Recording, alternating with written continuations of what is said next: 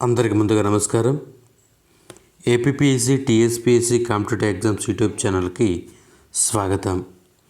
మనం ప్రీవియస్ క్లాస్లో జాతీయ ఆదాయ పరిచయం, అదేవిధంగా జాతీయ ఆదాయ నిర్వచనం గురించి ఎక్స్ప్లెయిన్ చేసుకోవడం జరిగింది. అదేవిధంగా జాతీయ ఆదాయ భావనలు డిస్కస్ చేయబోయే ముందు మనము 4 బేసిక్ కాన్సెప్ట్ల గురించి స్పష్టంగా తెలుసుకోవాల్సిన అవసరం ఉందని చెప్పి నేను ప్రీవియస్ క్లాస్లో మీకు చెప్పడం జరిగింది. ఆ 4 బేసిక్ కాన్సెప్ట్లు ఏదంటే స్థూల ఉత్పత్తి వర్సెస్ నికర ఉత్పత్తి, అదేవిధంగా దేశీయ ఉత్పత్తి వర్సెస్ జాతీయ ఉత్పత్తి, మార్కెట్ ధరల్లో ఆదాయము, ఉత్పత్తి కారకాల నిర్దిష్ట ఆదాయము, వాస్తవ ఆదాయము, నామమాత్రపు ఆదాయము. ఈ 4 బేసిక్ కాన్సెప్ట్ల గురించి మనం డిస్కస్ చేసుకోవాల్సిన అవసరం ఉంది. అయితే మనం ప్రీవియస్ క్లాసులో ఈ యొక్క స్థూల ఉత్పత్తి నికర ఉత్పత్తి అనే కాన్సెప్ట్ని చాలా స్పష్టంగా మనం డిస్కస్ చేసుకోవడం జరిగింది. ఎవరైనా ఆ కాన్సెప్ట్ చూడకుండా ఈ కాన్సెప్ట్ చూస్తున్నట్లయితే ఆ కాన్సెప్ట్ చూసిన తర్వాతే మనం ఇప్పుడు చెప్పుకోబోయే దేశీయ ఉత్పత్తి జాతీయ ఉత్పత్తి అనే కాన్సెప్ట్ని చూడండి. నౌ క్లాస్ స్టార్ట్ చేద్దాం. అయితే ఈ దేశీయ ఉత్పత్తి జాతీయ ఉత్పత్తి డిస్కస్ చేయబోయే ముందు మనం చేసినటువంటి ప్రీవియస్ క్లాసుల కింద కొంతమంది అభ్యర్థులు వారికి వచ్చినటువంటి కొన్ని సందేహాలను లేవనెత్తడం జరిగింది. అంటే వారు కొన్ని డౌట్స్ అయితే అడగడం జరిగింది. ఆ డౌట్స్ని మనం క్లారిఫై చేసే ప్రయత్నం ఇప్పుడు చేద్దాం.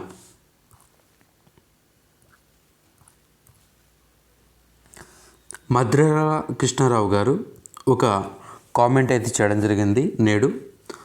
సార్, నాకు జాతీయ ఆదాయంలో ఒక సందేహం గురించి చెప్పగలరు. ఒక వ్యవస్థాపకుడు ప్రత్తిని కొనుగోలు చేసి దానిని క్లాత్గా మార్చి షర్ట్ తయారు చేసే వేరే వ్యవస్థాపకుడికి సేల్ చేస్తున్నాడు. ఈ సందర్భంలో మొదటి వ్యవస్థాపకుడి జాతీయ ఆదాయంలోకి తీసుకుంటారా సార్? అయితే ఈ అభ్యర్థి లేవనెత్తినటువంటి డౌట్ ఏంటంటే మనం ప్రీవియస్గా చెప్పుకున్నటువంటి ఈ అంశం గురించి. ఇక్కడ మానవ కోరికలను ప్రత్యక్షంగా సంతృప్తిపరిచేవి ఈ అంతిమ వస్తువులు, అనగా అంతిమ ఉపయోగదారులు అమ్మే వస్తువులను అంతిమ వస్తువులు అందరూ. అంతిమ ఉపయోగదారులు వినియోగదారులు కావచ్చు లేదా ఉత్పత్తిదారులు కావచ్చు. నేను చాలా డీటెయిల్గా దీని గురించి నేను ప్రీవియస్ క్లాస్లో ఐ థింక్ ఫస్ట్ క్లాస్లో దీని గురించి డీటెయిల్గా ఎక్స్ప్లెయిన్ చేశాను. ఇక్కడ ఈ అభ్యర్థి అడిగిన అంశం ఏంటంటే, నేను ఒకటి చెప్పాను, ఈ అంతిమ ఉపయోగదారులు వినియోగదారులు కావచ్చు మరి ఉత్పత్తిదారులు కావచ్చు. ఈ పాయింట్లోనే ఈ అభ్యర్థి మనకి డౌట్ అయితే రైజ్ చేయడం జరిగింది. మనం ఎగ్జాంపుల్తో చూద్దాం. ఇక్కడ నేనేం చెప్పానంటే ఎగ్జాంపుల్లో నేను ఫ్యాబ్రిక్ కొనుగోలు చేసి ఒక వ్యవస్థాపకుడు ఏ అనే అతను ఫ్యాబ్రిక్ కొనుగోలు చేసి షర్ట్ తయారు చేశాడు. ఏ అనే అతను షర్ట్ తయారు చేశాడు. నేనేం చేశానంటే ఆ షర్ట్ని కొనుగోలు చేశాను. ఈ షర్ట్ను కొనుగోలు చేసి నేను ధరించాను. అప్పుడు నేనేమవుతాను? వినియోగదారుని అవుతాను. అంటే ఈ ఫ్యాబ్రిక్ ద్వారా తయారైనటువంటి ఈ యొక్క వస్త్రం, ఈ యొక్క రెడీమేడ్ దుస్తు షర్ట్ ఏదైతే ఉందో దాన్ని నేను ధరించినప్పుడు నేను వినియోగదారుని అయ్యాను. ఇది ఫస్ట్ కేస్. ఇది కేస్ 1. కేస్ 2 ఏంటంటే, నేను ఆ షర్ట్ని కొనుగోలు చేసి, అంటే ఈ ఏ అనే వాడి దగ్గర నేను ఈ షర్ట్ కొనుగోలు చేసి నేనేం చేశానంటే ఆ షర్ట్ మీద కొన్ని డిజైన్లు వేసి నేను మళ్ళీ తిరిగి అమ్మాను. నేను బి అనుకుందాం. ఏ అనే వాని దగ్గర నేను షర్ట్ కొని నేను తిరిగి అమ్మాను. ఇది కేస్ 2. కేస్ 1లో ఆ షర్ట్ నేను అదే విధంగా ధరించినట్లయితే నేను వినియోగదారుని అవుతాను. ఎందుకు? ఆ వస్తువుని నేను వినియోగించుకున్నాను కాబట్టి నేను వినియోగదారుని అవుతాను. కానీ నేను కేస్ 2లో అంటే రెండో సందర్భంలో ఏం చేశాను? ఆ షర్ట్ని నేను ఉపయోగించుకోకుండా నేను దాని మీద కొన్ని బొమ్మలు డిజైన్లు వేసి దాన్ని మరింత అందంగా తీర్చిదిద్ది నేను మళ్ళీ దాన్ని మార్కెట్లో అమ్మాను. అప్పుడు నేనేమయ్యాను? ఉత్పత్తిదారునయ్యాను. ఉత్పత్తిదారునయ్యాను. ఈ కేసులోనేమో నేను వినియోగదారునయ్యాను, ఈ కేసులో నేను ఉత్పత్తిదారుడయ్యాను. అయితే ఇక్కడే ఈ అభ్యర్థి క్వశ్చన్ లేవనెత్తాడు. ఏంటంటే, ఈ ఫ్యాబ్రిక్ నుంచి షర్టు తయారు చేసినటువంటి ఏ అనే వ్యవస్థాపకుడు కూడా నాకు అమ్మాడు. For example 500కి అమ్మాడు. నేనేం చేశాను? ఆ షర్టును తీసుకొని దాని మీద డిజైన్లు వేసి నేనేం చేశాను? 600కి అమ్ముకున్నాను నేను. అంటే ఇది బి అనేవాడు. అయితే ఈ వ్యక్తి ఏమంటున్నాడంటే, డౌట్ అడిగిన వ్యక్తి, సార్ ఇప్పుడు మొదటి వ్యవస్థాపకుడు ఉత్పత్తి చేసినటువంటి ఉత్పత్తి ఏదైతే ఉందో ఆ ఉత్పత్తిని జాతీయ ఆదాయంలో కలుపుతారా? అంటే ఈ షర్టుని అతను ఉత్పత్తి చేశాడు కదా, అతని యొక్క ఉత్పత్తిని జాతీయ ఆదాయంలో కలుపుతారు. అంటే మొదటి వ్యవస్థాపకుడు ఈయన ఏ అనేవాడు, రెండవ వ్యవస్థాపకుడు నేను. అంటే ఈయన మొదటి ఉత్పత్తిదారుడు, నేను రెండవ ఉత్పత్తిదారుడు. ఈయన డౌట్ ఇతని లేవనెత్తినటువంటి వ్యక్తి ఏమంటున్నాడంటే, సరే ఇతని యొక్క ఈ 500 కూడా జాతీయ ఆదాయంలో కలుపుతారా అని అడుగుతున్నారు. నేను దాని సమాధానం ఏం చెప్తానంటే కలపరు అని చెప్తాను. ఎందుకు కలపరంటే, ఈ వస్తువు అనేది ఇక్కడ నేను వినియోగించుకున్నట్లయితే కేస్ 1 నేను దాన్ని ధరించి వినియోగించినట్లయితే ఈ కేసులో అయితే అతనిదే అల్టిమేట్గా జాతీయ ఆదాయంలో కలిపేవాళ్ళు. ఇది అంతిమ వస్తువు అయింది అప్పుడు. కానీ నేను దాని నుంచి మరొక అంటే దాని మీద డిజైన్లు వేసి బొమ్మలు వేసి దాన్ని కొంచెం అందంగా తీర్చిదిద్ది నేను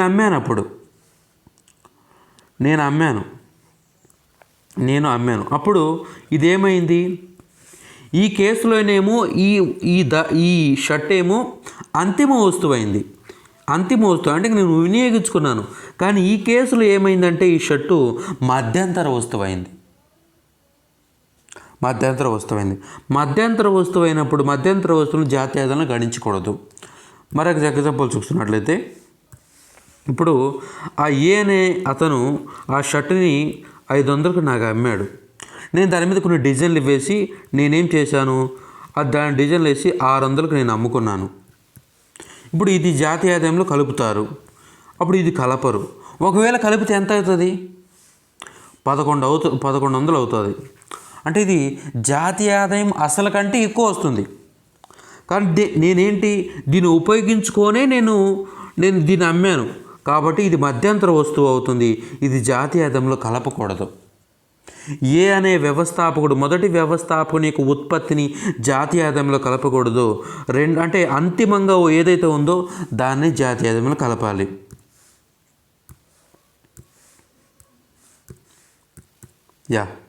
ఇది టోటల్గా. సార్ ఈ మరొకసారి డౌట్ చేసి మనం ఫైనల్ చేద్దాం. సార్ నాకు జాతీయ ఆదాయంలో సందేహం గురించి చెప్పగలరు. ఒక వ్యవస్థాపకుడు పత్తిని కొనుగోలు చేసి, ఇక్కడ ఈయన ఏమంటున్నానంటే పత్తిని కొనుగోలు చేసి దాని నుంచి క్లాత్ మార్చి షర్ట్ తయారు చేశాడు. అంటే ఇదంతా ఏ అనేవాడు చేశాడు ఈయన ప్రకారం. ఇతను మొదటి వ్యవస్థాపకుడు. బి అనేవాడు నేనేం చేశాను? దాని మీద కొన్ని డిజైన్లు వేసి నేను అమ్మాను. అంటే ఇతను 500 ఆ షర్ట్ ప్రైస్ చేసుకుంటే దాన్ని నేనేం చేశాను?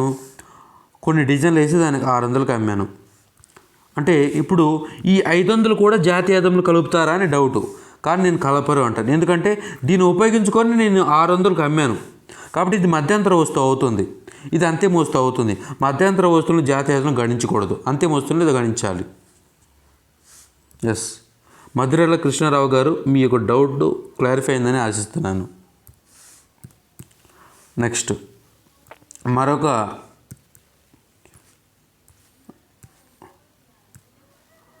నందుల ఎంటర్టైన్మెంట్ ఈ అకౌంట్ నుంచి మనకు మరొక డౌట్ అయితే 2 డౌట్లు అయితే రావడం జరిగింది. Explain about pure exchange transaction.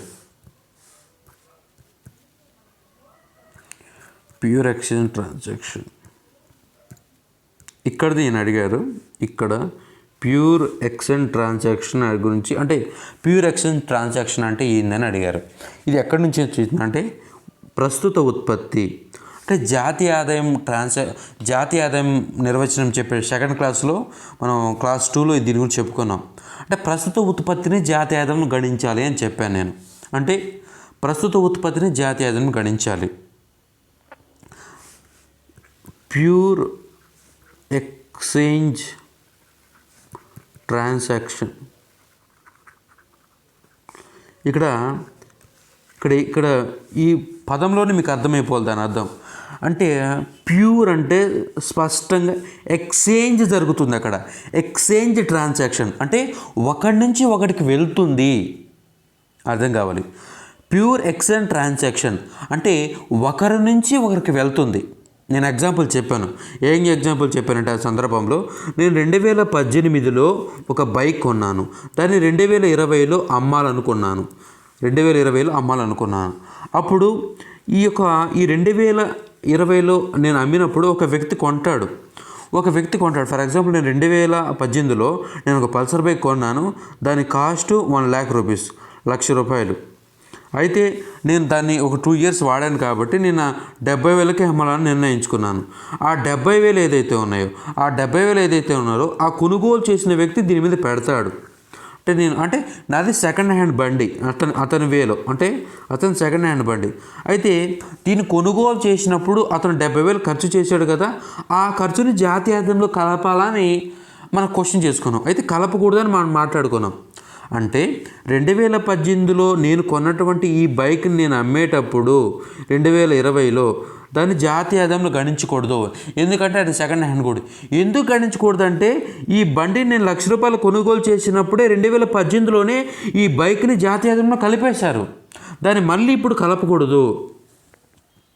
అంటే ఇక్కడ కేవలము బండి ఈ వస్తువు అనేది ట్రాన్సాక్షన్ జరుగుతుంది. అంటే ఇక్కడ నుంచి ఇక్కడికి బదిలీ అవుతుంది.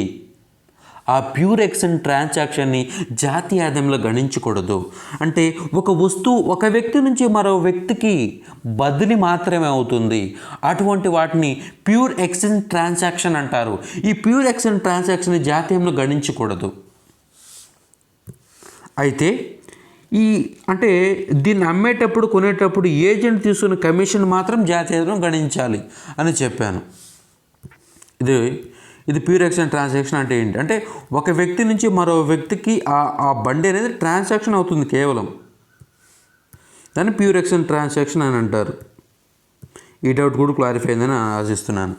Next, please explain once about recession gap with example.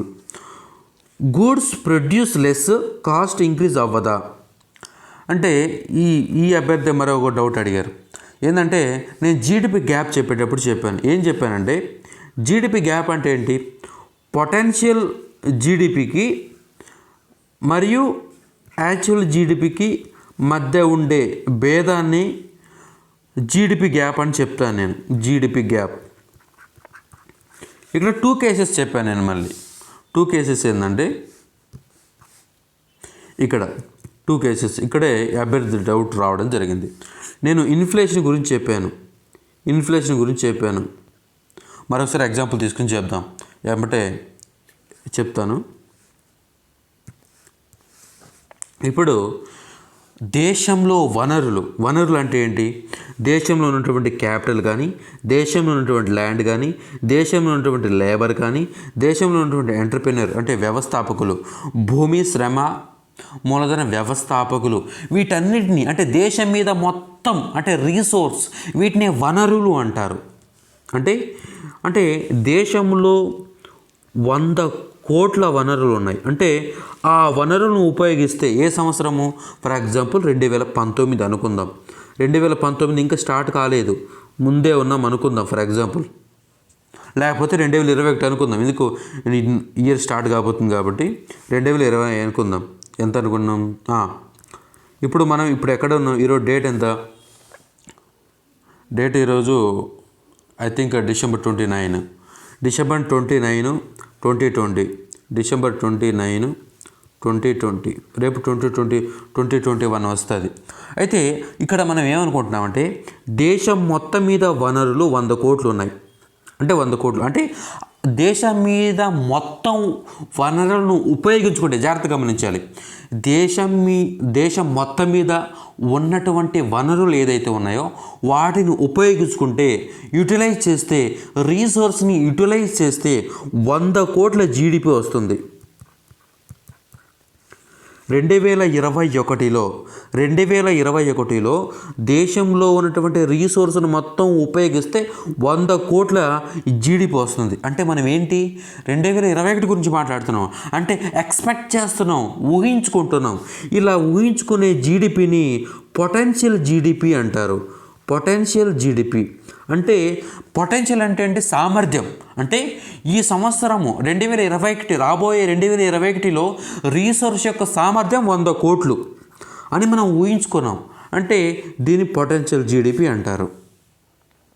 అంటే కొంత జీడిపి వస్తుంది, అంటే దేశంలో లభ్యతంగా ఉన్న అంటే దేశంలో ఉన్నటువంటి వనరులు ఏదైతే ఉన్నాయో వాటిని అంచనా వేసి ఈ సంవత్సరం ఇంత జీడిపి వస్తుంది, అంటే దేశంలో 100 కోట్ల వనరులు ఉన్నాయి, వాటిని ఉపయోగించుకుంటే 100 కోట్ల ఉత్పత్తి వస్తుందని మనం ఒక అజ్యూమ్ చేసుకున్నాం, ఊహించుకున్నాం. అటువంటి జీడిపిని పొటెన్షియల్ జీడిపి అంటారు. అంటే end of the day 2021 end of the day అసలు ఎంత ఉత్పత్తి అనేది యాక్చువల్గా వచ్చేస్తుంది కదా, దాన్ని యాక్చువల్ జీడిపి అంటారు. అంటారు. ముందు మనం మాట్లాడుకుంది పొటెన్షియల్ జీడిపి. ఈ మనం ఊహించుకున్న దానికి వచ్చిన దానికి మధ్య వ్యత్యాసమే జీడిపి గ్యాప్. ఇప్పుడు జీడిపి గ్యాప్ గురించి నేను ఫస్ట్ క్లాస్లో ఎక్స్ప్లెయిన్ చేసి ఇప్పుడు కూడా ఎక్స్ప్లెయిన్ చేశాను. మరొకసారి ఇక్కడ చూడండి. అయితే ఈ జీడిపి గ్యాప్ అంటే పొటెన్షియల్ జీడిపి అంటే ఎక్స్పెక్టెడ్ జీడిపి, యాక్చువల్ జీడిపి అంటే యాక్చువల్లీ ప్రొడ్యూస్డ్ జీడిపి, మనం ఊహించుకున్నది వచ్చినది. ఇక్కడ చూడండి. అయితే మనం ఊహించుకుంది 100 కోట్లు జీడిపి, పొటెన్షియల్ జీడిపి. అయితే వచ్చింది 100 కోట్లు. జాగ్రత్తగా గమనించాలి. అయితే ఇప్పుడు ఈ రెండు ఈక్వల్ అయినాయి కదా, అంటే 100 కోట్ల వనరులు ఉన్నాయి, వాటిని ఉపయోగించుకుంటే 100 కోట్లు వస్తాయి అనే మన ఊహ నిజమైంది, మన అజ్యూమ్ నిజమైంది, మన ఎక్స్పెక్టేషన్ నిజమైంది. అంటే potential GDP is equal to actual GDP. అంటే రెండు ఈక్వల్ అయినాయి. అంటే దేశంలో లభ్యతంగా ఉన్నటువంటి వనరులన్నింటినీ మనం చక్కగా ఉపయోగించుకున్నాము. అన్నిటిని 100 కోట్ల విలువ కలిగినటువంటి వనరులు ఏదైతే ఉన్నాయో వాటిని చక్కగా ఉపయోగించుకున్నాం. ఈ కేసు ఇది ఇక్కడ అదే. Actual GDP is equal to potential GDP. No over utilization of resource, no under utilization of resource. అంటే వనరులను ఎక్కువగా ఉపయోగించలేదు, వనరులను తక్కువగా ఉపయోగించలేదు, సమానంగా సరిగ్గా వాడాం. అంటే 100 కోట్లు ఉత్పత్తి చేయగల రీసోర్స్ని చక్కగా ఉపయోగించడం వల్ల మనకు 100 కోట్లు వచ్చింది. అప్పుడు actual GDP is equal to potential GDP వచ్చేసింది. నెక్స్ట్ ఇక్కడ చూడండి, ఇది నెక్స్ట్ది. ఇప్పుడు మనం 100 కోట్లు అనుకున్నాం, 100 కోట్లు పొటెన్షియల్ జీడిపి అనుకుంటే వచ్చింది 120 కోట్లు. జాగ్రత్తగా గమనించాలి. ఇక్కడే ఆ అభ్యర్థికి డౌట్ వచ్చింది. ఇక్కడ 100 కోట్ల పొటెన్షియల్ జీడిపి అనుకుంటే మనకు వచ్చింది 120 కోట్లు, అంటే అనుకున్న దానికంటే ఎక్కువ వచ్చింది. ఎలా వస్తుంది సార్ అలా? ఎలా వస్తుంది అంటే మీరేం చెప్పారు, దేశంలో కేవలం 100 కోట్లు ఉత్పత్తి చేసే రీసోర్సే ఉన్నాయని చెప్పారు. కానీ 120 కోట్లు ఎలా వచ్చింది అంటే ఉన్న రీసోర్స్ని ఇదే పాయింట్, ఈ పాయింటే ఇక్కడ లాజిక్. అది ఇట్లాంటి పాయింట్లు అర్థం కాకనే చాలామందికి ఎకానమీ అర్థం కాదు. అంటే అంత విచిత్రంగా ఉండే పాయింట్లు ఏంటంటే, ఇక్కడ 100 కోట్లు చేయగల వనరులు మాత్రమే, ఉత్పత్తి చేయగల వనరులు మాత్రమే ఉన్నాయి, కానీ 120 కోట్లు ఉత్పత్తి అయింది. అంటే ఉన్న రీసోర్స్ని, ఉన్న వనరులని మనం ఎక్కువగా వాడుకున్నాం, ఎక్కువగా వాడాం. ఇక్కడ చూడండి, ఏజీ గ్రేటర్ దాన్ పీజీ అంటే ఇది ఎంత వచ్చింది మనకి? యాక్చువల్ జీడిపి 120 కోట్లు వచ్చింది, పొటెన్షియల్ జీడిపి ఎంత? 100 కోట్లు. అంటే దీనికంటే ఇది ఎక్కువ ఉంది. ఓవర్ యూటిలైజేషన్ ఆఫ్ రీసోర్స్,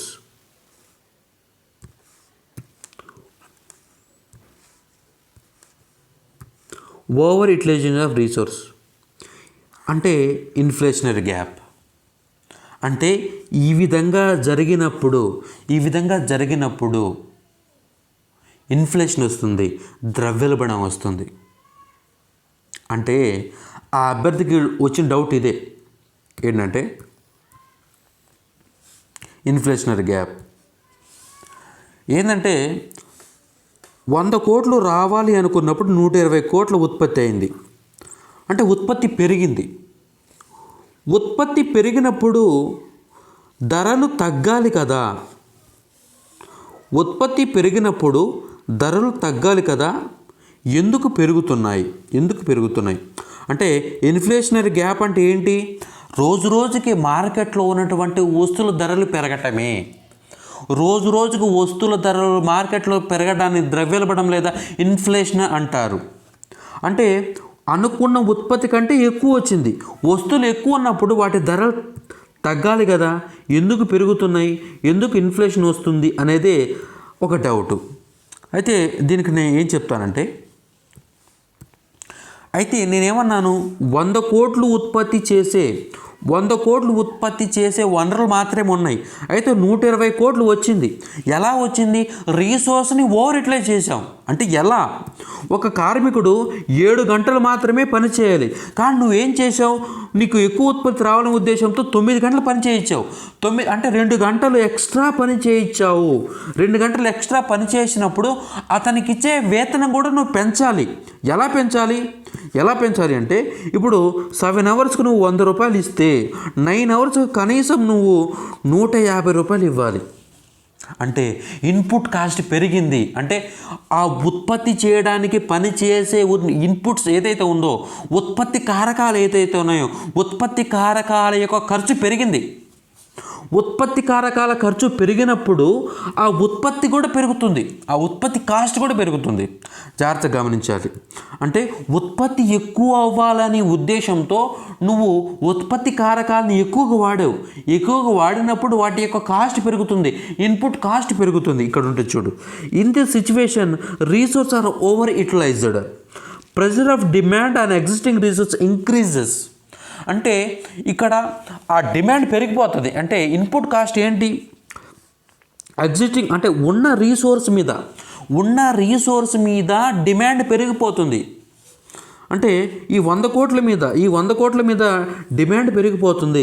అప్పుడు నువ్వు అంటే వాడి చేత నువ్వు పని చేయించుకోవాలి కాబట్టి నువ్వు అతను ఎంత వేతనం అడిగినా నువ్వు ఖచ్చితంగా ఇవ్వాలి. ఎంత అంటే అతను ఖచ్చితంగా ఎక్కువ పని చేస్తున్నాడు కాబట్టి ఎక్కువ డిమాండ్ చేస్తాడు. అంటే ఆ డిమాండ్ తగ్గట్టు నువ్వు నడుచుకోవాల్సి ఉంటుంది. ఒకప్పుడు నువ్వు ఇన్పుట్ కాస్ట్ పెరిగితే నువ్వు ప్రొడ్యూస్ చేసినటువంటి వస్తువు ధర కూడా నువ్వు పెంచుకుంటావు. Input price will be rises.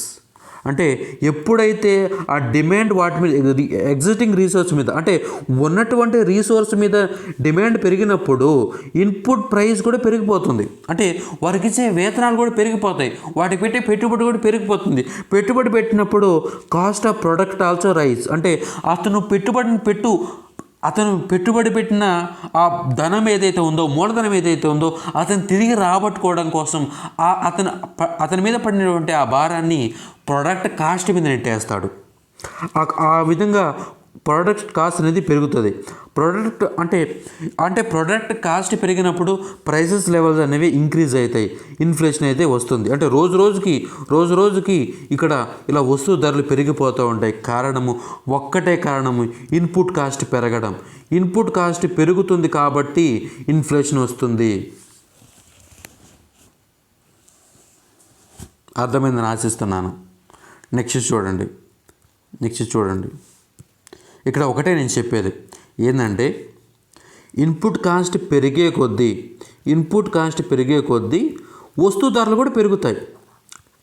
అంటే ఇన్పుట్ కాస్ట్ పెరిగిందంటే, ఇన్పుట్ అంటే ఏంటి? పెట్టుబడి పెరిగే కొద్దీ ఆ పెట్టుబడి నుంచి తనకు లాభం తెచ్చుకోవడం కోసం అతను ఏదైతే తయారు చేస్తాడో ఆ ప్రోడక్ట్ మీద ఆ భారాన్ని నెట్టేస్తాడు. క్రమేపీ ఆ ప్రోడక్ట్ యొక్క కాస్ట్ పెరుగుతుంది. ప్రోడక్ట్ కాస్ట్ పెరుగుతుందంటే ప్రైసెస్ గ్రాడ్యువల్లీ ఇంక్రీజ్ అవుతూ పోతాయి. అంటే రోజుకి మార్కెట్లో వస్తు ధరలు పెరిగిపోతాయి. అందువల్ల అంటే ఉత్పత్తి పెరిగినప్పటికీ ఉత్పత్తి పెరిగిన 100 కోట్లు అయితే 120 కోట్లు ఉత్పత్తి జరిగినప్పటికీ ఇన్పుట్ కాస్ట్ పెరగడం వల్ల ఇక్కడ వస్తువుల యొక్క ధరలు పెరుగుతున్నాయి. అర్థమైందని ఆశిస్తున్నాను. నెక్స్ట్ అదేవిధంగా రెసిషన్ కూడా చెప్తాను. రెసిషన్ ఎందుకు వస్తుంది? ఇప్పుడు ఎగ్జాంపుల్ తీసుకుంటే మనకు 100 కోట్ల ఉత్పత్తి వస్తుందని చెప్పి పొటెన్షియల్ జీడిపి పెట్టుకున్నాం.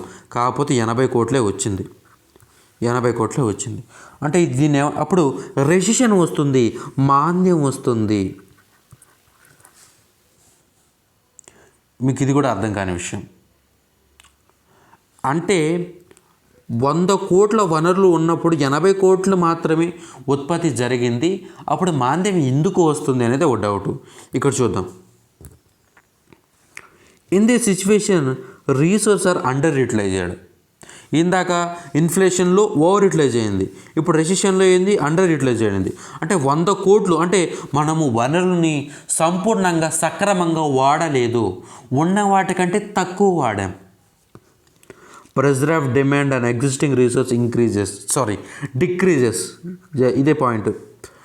ఇక్కడ ఇన్పుట్ కాస్ట్ అని తగ్గిపోతుంది. ఎందుకు తగ్గిపోతుంది అంటే 100 మంది పనిచేసేవారైతే 80 మంది మాత్రమే పనిచేస్తున్నారు. అంటే 20 మందికి జాబ్ లేదు, అంటే నిరుద్యోగంలో ఉన్నారు. అయితే ఇప్పుడు ఉత్పత్తిదారుడు యొక్క ధీమా ఏంది? ఇక్కడ ఉత్పత్తి చేసి 80 మంది ఎవడైతే ఉన్నాడో వాడు ఉత్పత్తిదారుని డిమాండ్ చేయలేడు.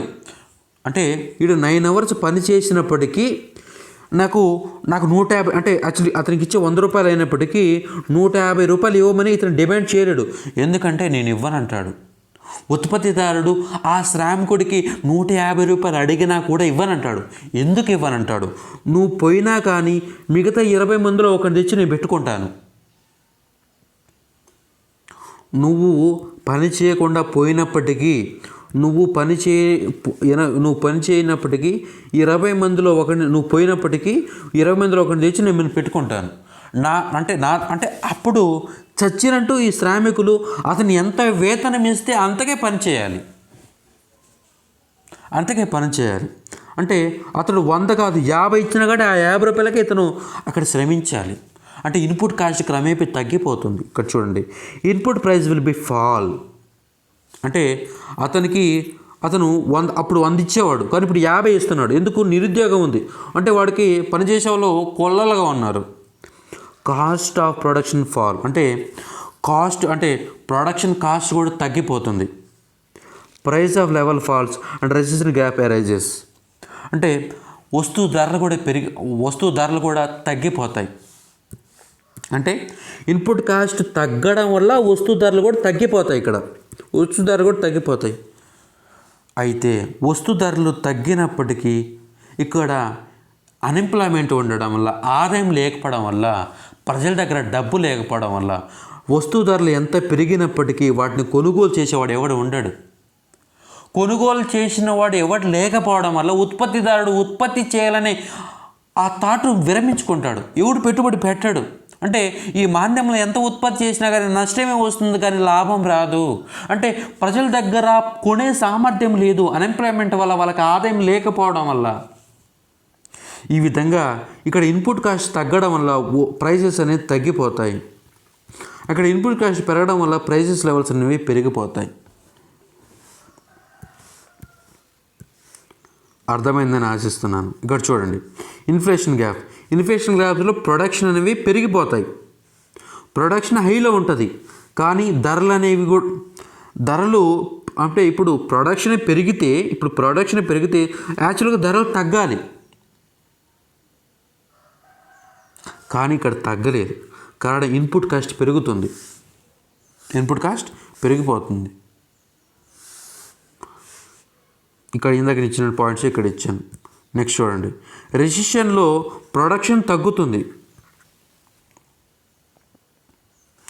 అయినప్పటికీ ఇక్కడ ప్రైసెస్ లెవెల్ తగ్గుతుంది. ఇక్కడ ప్రొడక్షన్ పెరిగితే అంటే ప్రొడక్షన్ తగ్గితే ప్రైసెస్ పెరగాలి, కానీ ఇక్కడ కూడా ప్రైసెస్ తగ్గాయి. అంటే రివర్స్లో ఉంది. కేవలం ఈ రెండింటి కారణం ఇన్పుట్ కాస్ట్ అంటే పెట్టుబడి పెట్టే దాంట్లో అక్కడ ఎక్కువ ఉంటుంది, ఇక్కడ తక్కువ ఉంటుంది. కారణం అదే. ఇప్పటికి అర్థం కాకపోతే ఒకసారి కామెంట్ చేయండి.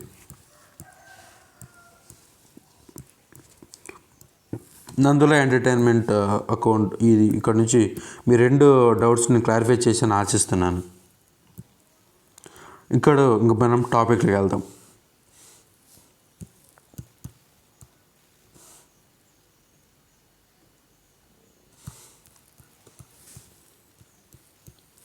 అయితే ఈ సెక్షన్ ఈ డౌట్స్ వరకు నేను అప్లోడ్ చేస్తాను. నెక్స్ట్ క్లాస్లో నేను క్లాస్ చెప్తాను. ఇప్పటికే హాఫ్ అన్ అవర్ దాటింది కాబట్టి నెక్స్ట్ వీడియో నేను క్లాస్ చేస్తాను. ఇది డౌట్ సెక్షన్గా నేను అప్లోడ్ చేస్తాను. Thank you very much for watching.